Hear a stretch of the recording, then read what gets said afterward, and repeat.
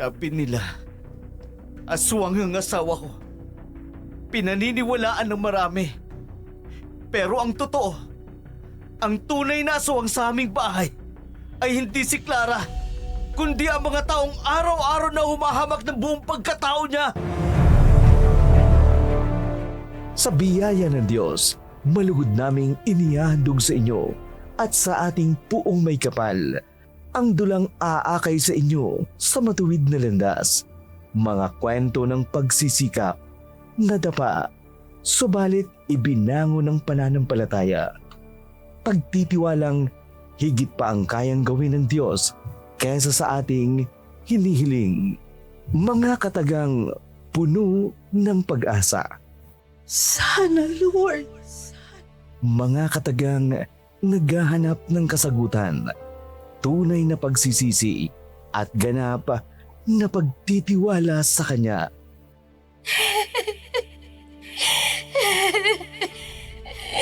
Sana, Lord. Handog ng Oragon Creator. Sana, Lord. Sana, Lord.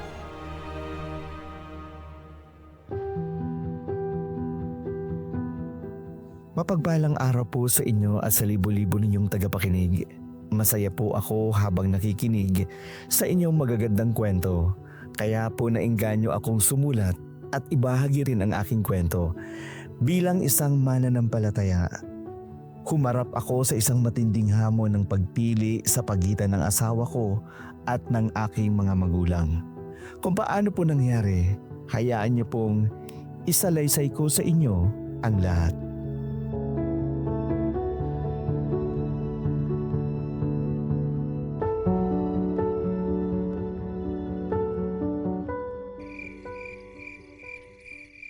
Clara, okay ka lang ba?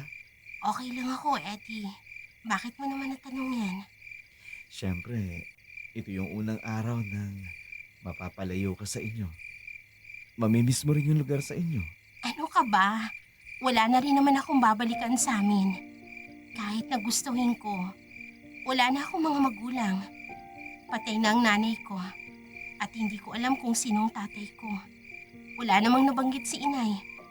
Kaya hindi ko alam kung saan ako magsisimulang maghanap sa kanya. Ang inaalala ko lang, ang pamilya mo. Simula kasi nang ipakilala mo ko sa kanila, napakakasalan mo. Hindi na kami nagkausap pa. Hayaan mo, habang wala ako, sila muna ang makakasama mo rito. Aalis ako para sa business trip. 1 linggo lang naman ako mawawala. Huwag ka mag-alala, mababait ang mga yun. Lalo na ang ina ko at si Ate Alice. Kung kilatisin ka man nila, okay lang yun. Basta ang pakiusap ko lang sa'yo, unawain mo na lamang sila. Pwede naman sigurong mag-isa na lang ako dito. Hindi. Kailangan may makakasama ka. Isa pa, nais nilang makilala ka. Ito na yung pagkakataon nyo para makilala nyo ang bawat isa. Sige, para sa'yo gagawin ko. Gusto ko rin silang makilala ng lubusan.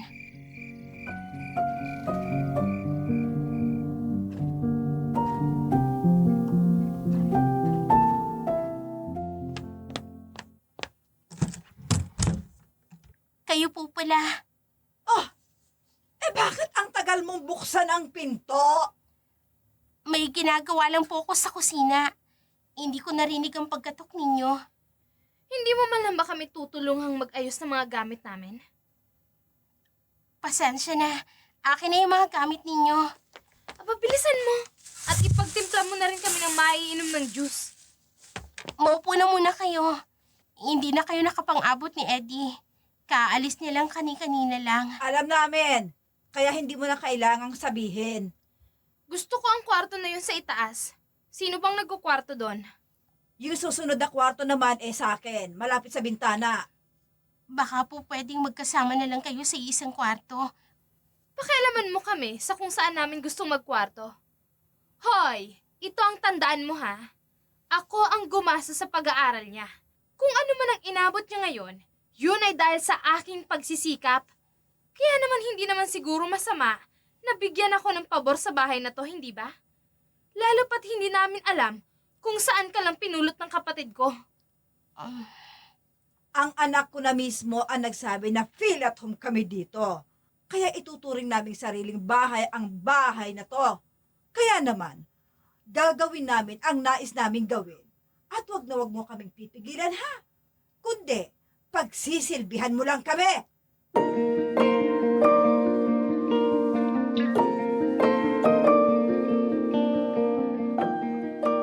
Mabait ang asawa ko kaya sa unang araw ng kapatid ko at ng ina ko sa bahay namin, nagmistulang mga dragon sila sa asawa ko. Bagay na hindi sinabi sa akin ni Clara. Kaya ang isip ko noon, maayos naman ang unang linggo nilang pananatili sa bahay. Wala akong kaalam-alam sa hindi magandang plano ni na Ate Alice at ni Mama sa asawa ko. Ipagpapatuloy ko po ang aking kwento.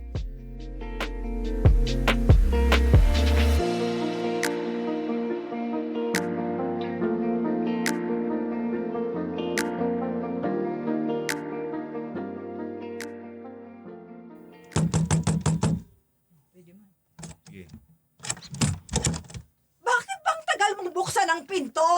Pasensya na po. Tanghali na hindi ka bumababa ng silid mo? Kung hindi pa kami tumira dito, hindi pa namin malalaman ang ugali mo. Ano yun? Kung wala kami, aalilain mo ang kapatid ko? Bilisan mo na dyan at bumangon ka na. Ipaghanda mo kami ng makakain. Ano? Tutunganga ka na lang dyan? Bumangon ka na.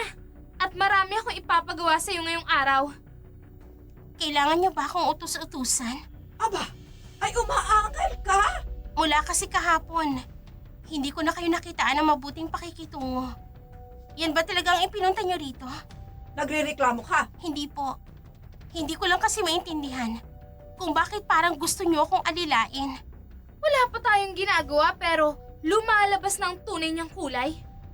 Sabi ko na kasi kay Eddie, kilalanin niya munang mabuting babaeng to bago pakasalan. Ngayon, wala pa tayo sa kalahati pero lumalabas na ang tunay niyang kulay. Ano bang gusto niyong palabasin? Ako nang magsasabi. Para malaman mo ang totoo. Alam mo, hindi ka namin gusto para sa anak ko. Hindi rin namin gusto ang lugar na pinagmulan mo. Aba, malay ba namin na ginayuma mo anak ko? Kaya siya nagpasya. Napakasalan ka kaagad. Hindi ko kayo maintindihan. Galing ka sa lugar na pinamumugaran ng mga aswang. Malay ba namin na isa ka sa kanila? Siya nga. Tingnan mo nga naman ang itsura mo, oh. Kulot at mahaba ang buhok. Malay namin kung mangkukulam ka at kinulam mo ang kapatid ko. Wala pa nga isang linggong nakilala ka. Tapos, pinakasalan ka kaagad. Kaya duda kami sa pagkatao mo. Mula ka sa lugar na pinamumugaran na makampo ng kadiliman. Kaya maaaring ka isa ka sa kanila. Yan po ba ang dahilan niyo? Kaya tumira kayo rito. Akala ko ba para kilalanin ako?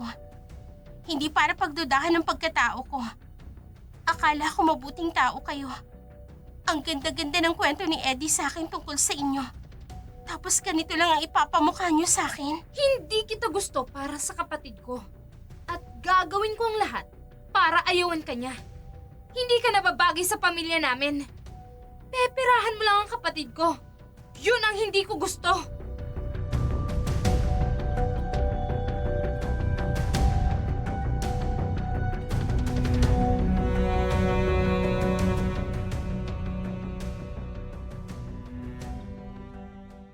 Hello, Ma? Oh, anak, kumusta ang lakad mo dyan? Maayos naman po ang lakad ko. Baka mapaagang pag-uwi ko kasi ilang speaker lang ang napaaga ng dating kaya mapapaaga din ang tapos ng meeting ko. Kayo dyan, kumusta pala ang asawa ko? Hindi ko gusto. Bakit naman, Ma? Tamad palang babaeng ito Akalain mo, gumising ng tanghali, hindi mo lang kami maestima ng maayos. Bakit pa kasi babaeng to ang pinakasalan mo? Marami ka namang magagandang kasosyo sa negosyo. Maganda pa at matalino. Bakit ba babaeng ito pa? Ma, kasal na kami. Hindi nyo kami pwedeng paghiwalayin. Pag-aralan nyo na lang natanggapin siya dahil hindi magtatagal, mabubuntis siya at magkakaapo ka na sa kanya. Ewan ko. Mabigat talaga ang dugo ko sa kanya. Murarang babae. Pwede ba, Ma, ibigay mo ang phone sa kanya? Tsaka, bakit pala kayo may hawak? Hindi marunong humawak ng phone. Nagkalat lang dito sa sala. Sige, tatawag na lang uli ako, ha? Nandito na kasi yung ka-meeting ko. Ma, please, mabuting tao si Clara, kaya pakitunguhan niya siya ng mabuti. Okay? Bye! Hindi ko sasayangan ng oras nito. I will make her life miserable hanggang layuan ka niya. Kung hindi ikaw ang lalayo sa kanya, siya mismong lalayo sa'yo.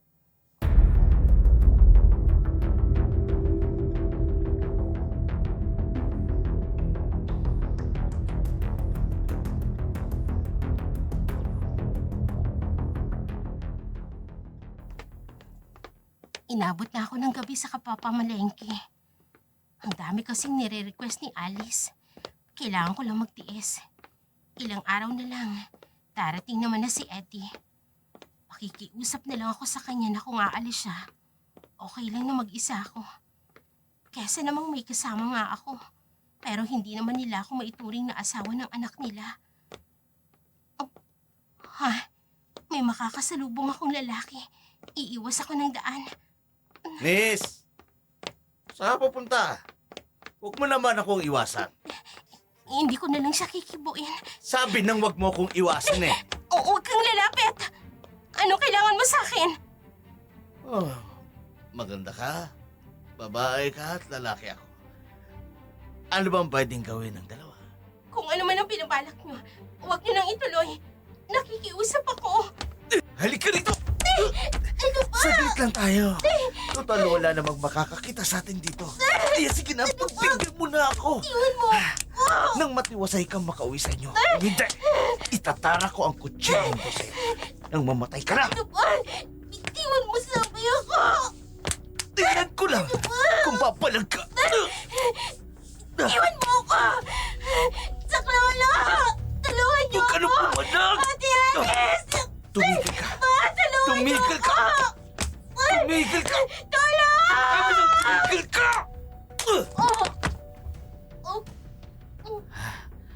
Ngayon, wala ka ng kawala. Wala nang makapipigil sa akin para angkinin ang isang babaeng napakagandang katulad mo. Akin ka lang. Oh! Oh! Ano? Ah! Ah! Hindi! Ah!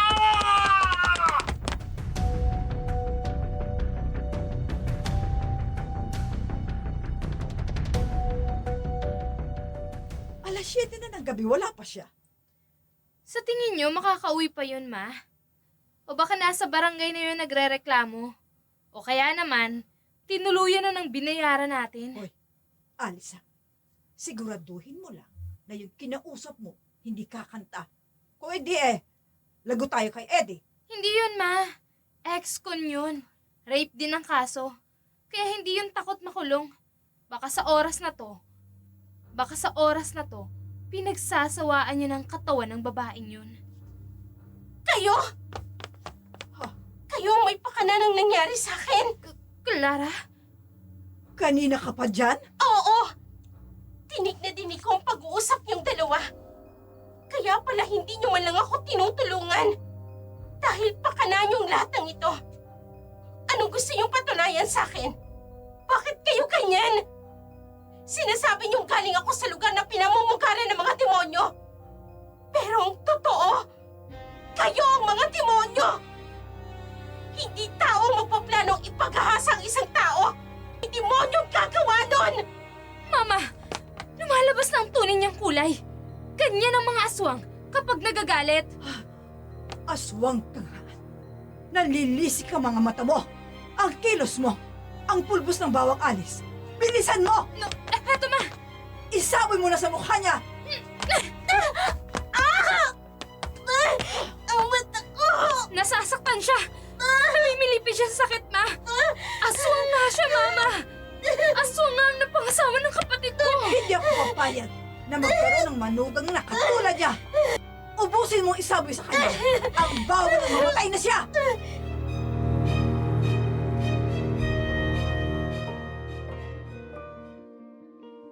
Lahat ng yon ay dinanas ng asawa ko sa aking ina at kapatid. Kaya nang malaman ko ang bagay na yun, hindi ko na tinapos ang business meeting ko kasi mas mahalaga sa akin ang kapakanan ng asawa ko. Halos 8 oras din ang biyahe bago ako makabalik sa amin. Kaya ng gabing yun, ang dami pang nangyari.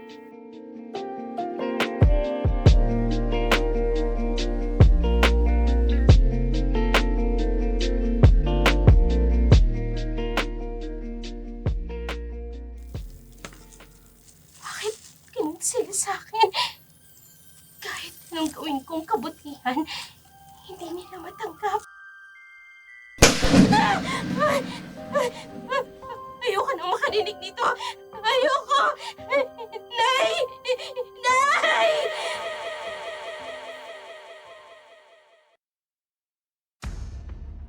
Aswang kayo! Hoy! Aswang! Lumabas kayo! Lumabas kayo! Clara! Lumabas! Clara, tumakbo ka na! Lumabas! Tumakbo ka na, anak!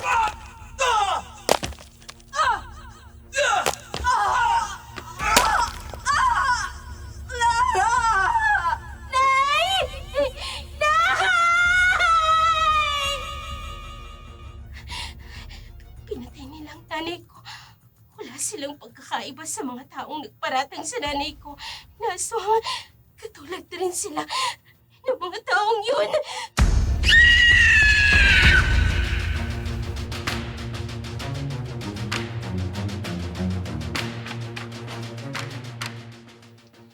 Ma, nasan si Clara? Baka nagkulong sa kanyang kwarto. Nakita ko siyang umalis kanina eh. Hindi na siguro nakayanan ang ginawa natin sa kanya. Mabuti naman. At maaga natin siyang mapalis ng bahay na to. Ano yun? Ano yun? Baka si Clara. Mama, tingnan mo nga yung bisana. Ano? May nakatayo sa labas. Sa labas ng bintana. Nakatingin sa atin. Hindi. Si Clara yan. Yan ang damit niya. Yan ang damit niya kanina. Sabi ko na nga ba't aswang siya. Nagalit siya ng husto sa ginawa natin. Sabi ko na, ang galit ang magpapalabas ng tunay niyang pagkatao. Mama, parang hindi siya si Clara. Malaki ang katawan niya. Hanapin mo, Barel. Hanapin mo! Nandito! Nandito, Ma! Bilisan mo, Alice! Bilis! Eto na, Ma, oh! Eto na! Bago ka pa man makapasok, papatayin mo na kita!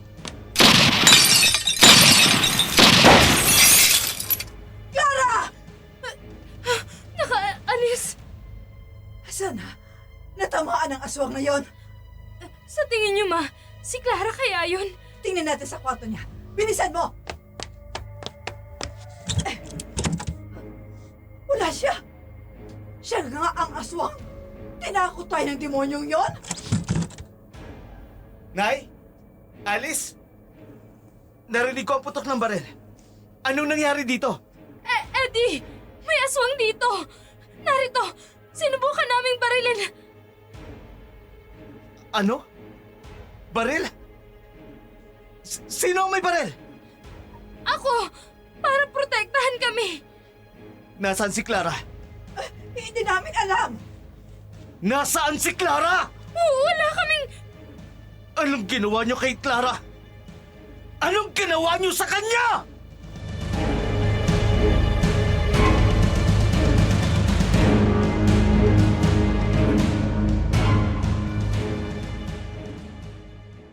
Natatakot ako, Eddie. Kung wala ako kagabi sa kwarto ko, paano kung totoong sinasabi nila tungkol sa akin? Paano kung totoong may nangyayari sa akin na hindi ko alam? Sa kanya na mismo nang galing. Oo nga, Eddie. Hindi mo pa kilala ang babaeng yan. Lalong hindi niya pa kilala ang sarili niya. Hindi ganyan ang pagkakakilala ko sa asawa ko. Bakit lagi mong pinagtatanggol ang babaeng yan? Kahit kitang-kita na namin ang tunay niyang pagkatao. Dahil siya ang nagligtas sa buhay ko. Nung madisgrasya kami sa bangin, siya lang ang tanging taong naglakas ng loob na sumuong sa panganib para iligtas ako. Kung hindi dahil sa kanya, patay na sana ako. Napakalaki ng utang na loob ko sa kanya. At utang ko sa kanya ang buhay ko. At para matapos ang gulong ito, hindi ko na kayo papayagang pumunta rito. Ipagpapalit mo kami sa kanya? Oo naman. Mama, ate, asawa ko siya. Bubuo kami ng pamilya na kaming dalawa lang. Malayo sa mga mapanghusgang taong katulad nyo. Kung meron mang aswang sa bahay na to, kayo yon. Dahil ang sasama ng budhi ninyo. Manong tingnan nyo ang mga sarili nyo. Kung sino sa inyo ang tunay na aswang, hindi ang asawa ko!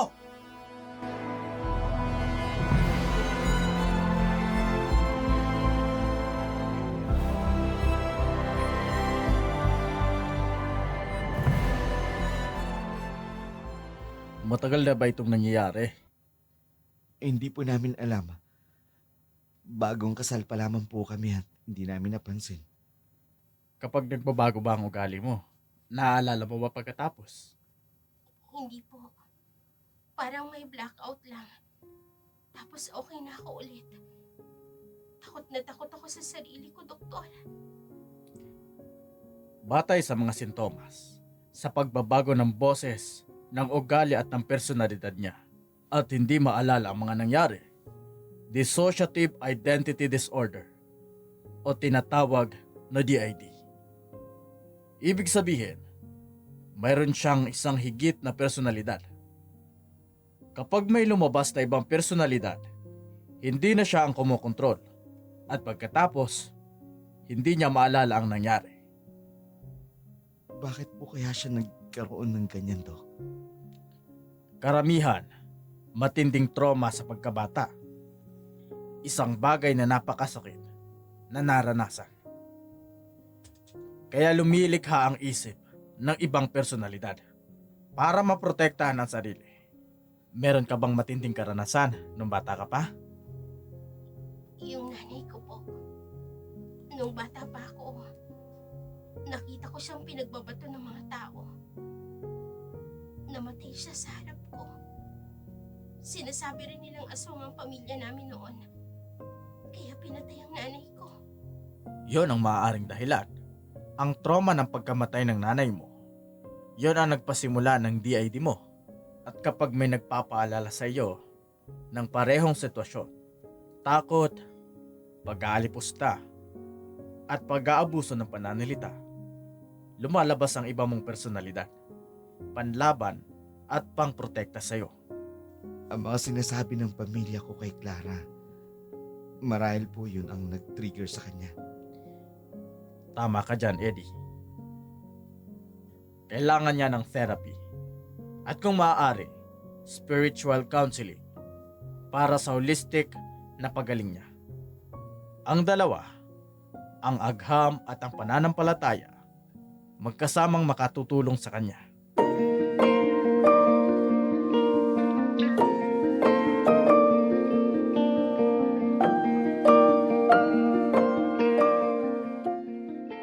Sa biyaya ng Diyos, kinasangkapan niya ang mga dalubhasa at sa spiritual counseling na isinagawaan ng aming pastor, unti-unting gumaling ang asawa ko. Unang kita ko pa lang sa kanya, naramdaman ko na kailangan ko siya at kailangan niya ako. Malaki talaga ang pagkakautang ko sa kanya ng buhay ko. Alam ko naman na paraan iyon ng Diyos. Pero siya ang ginamit ng Diyos para magkaroon ako ng pangalawang pagkakataon na mabuhay pa. Sa tinagal-tagal na panahon ay nakakilala din siya ng lubusan sa Panginoon at nakalaya din siya sa dilim na umaalipin sa kanya. Ang tunay na aswang sa aming bahay, hindi po si Clara. Ang mga salitang pumapatay sa kanyang pagkatao, yun ang tunay na aswang. Kung kayo man po ang nasa kalagayan namin, ano po kaya ang gagawin niyo? Paniniwalaan niyo ba ang sinasabi at paniniwala ng mundo o paniniwalaan niyo ang sinasabi ng Diyos na ang katotohanan ang magpapalaya sa inyo? Ayon sa ilang mga psychologists, ang hindi natin naharap sa nakaraan ay patuloy na umuhubog sa ating kasalukuyan. Ano man ang hindi naresolba sa nakaraan ay kayang-kayang resolbahin ng ating Panginoong Hesus na ating Panginoon at tagapagligtas. Sumainyo nawa ang isa na namang makatotohanang dula ng taon na ginampanan ni na Louie Bandola po, gumanap bilang doktor. Linlin Marco, gumanap bilang Alice. Ako naman po si Lorian Olos Malyari, gumanap na Maura. Malintisi ko po gumanap na Clara. at Buddy Boy Aborde po gumanap bilang Eddie. At inyo rin pong tagapagsalaysay. Soundman Louie Bandola, nilapatan ng musika Kenji Bundaya. Ito'y isa pa rin produksyon ng Oragon Creator. Kung bago lang po kayo sa aming channel, huwag niyo pong kalilimutang mag-follow, mag-like, mag-share, and mag-comment. Kung nais niyo rin pong magbahagi ng inyong patotoo kung paano po kumilos ang Diyos sa inyo, maaari niyo pong i-comment sa ibaba para aming pong mabasa at aming maisadula. Muli, maraming salamat sa pakikinig at panonood.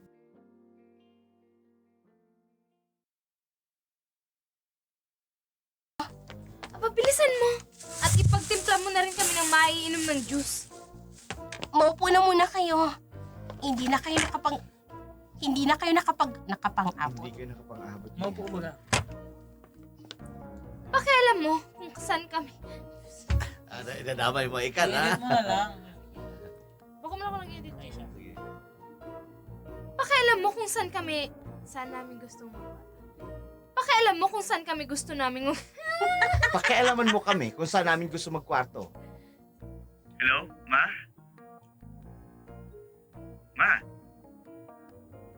Hello? Ay, sorry. Ewan ko. Mabigat talaga ang dugo. Mabigat talaga ang dugo. Mabigat talaga ang blood ko sa kanya. Ay, hindi. Mabigat talaga ang dugo ko sa kanya. Purarang babae. Sasayahin ng oras. I will make her life miserable. Pwedeng ano mo siya. I will make her life miserable. Sige. I will make her life miserable. Hanggang layuan ka niya. Kung hindi ikaw ang... Halika rito! Ano ba? Saglit lang tayo. Total, wala namang makakakita sa atin dito. Huwag ka na kasing takbo ng takbo! Naririnig ko ang paa mo, tumatakbo ka! Nagpipiglas lang. Dahil naman tumatakbo. Nagpipiglas lang, Loy. Akin ka lang. Oh! Oh! Ano? Ah! Ah! Ah! Walang tunog ng paa ang pagtakbo ko! Paano nangyari? Sige. Ah! Hindi! Ah! kabayo. Yun na. Eh, ika na lang, Ate Lor. Madaklag mo Ihubin na. mo lang. Madaklag mo na. Tama, Sige, ika sige, kay sige. Ate Lor, Ate Malin. Madaklag mo na ka? Oo. Sige, 1, 2, 3. Dahil lagod, iipikan ko na lang. Yung nagbabato. Sige. Na lang. Tumakbo ka na. Hindi, Tum- kami na pa. muna. Aswang kayo, palabas sige. kayo So, dito. porkit ika, tayo na kayo. Sige. Aswang kayo! Hoy! Aswang! Lumabas kayo dito! Lumabas kayo! Clara! Labas! Clara, tumakbo ka na. Labas! Tumakbo ka na, anak.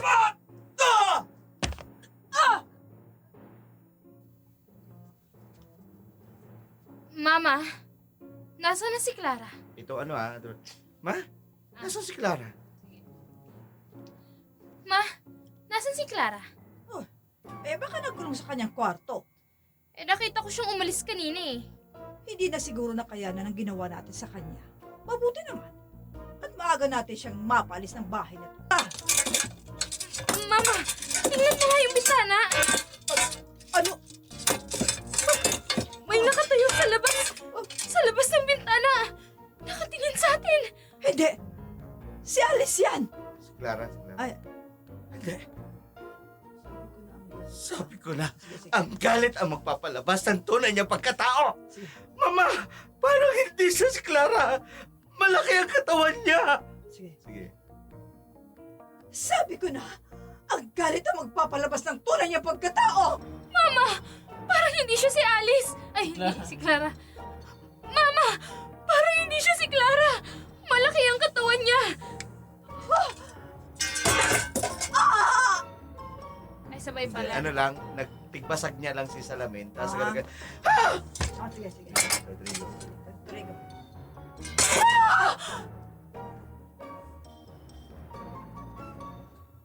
Meron pang ano. Ika natin lang. Hanapin mo pa rin! Hanapin mo, Alice! Sige, sige, sige. Hanapin mo ba rin? Hanapin mo! Nandito yun, Mama! May nangangalakal. Dahil na siya nangangalakal. Sige, ulit. Hanapin mo ba rin? Hanapin mo! Nandito! Nandito, Ma! Siguraw ka. Alice! Sige, sige. Ada eh. Clara! Clara! Naka-Alice! Na siya. Janice! Sige, halata. Tingnan. Naka-Alice! Kapag ba nagbabago ang ugali niya, naaalala niya ba pagkatapos? Naalala niyo ba? Naaalala niya ba? Pwede niyo pong tanongin siya. Ano mo na, kapag nagbabago ba ang ugali mo, naalala mo ba pagkatapos?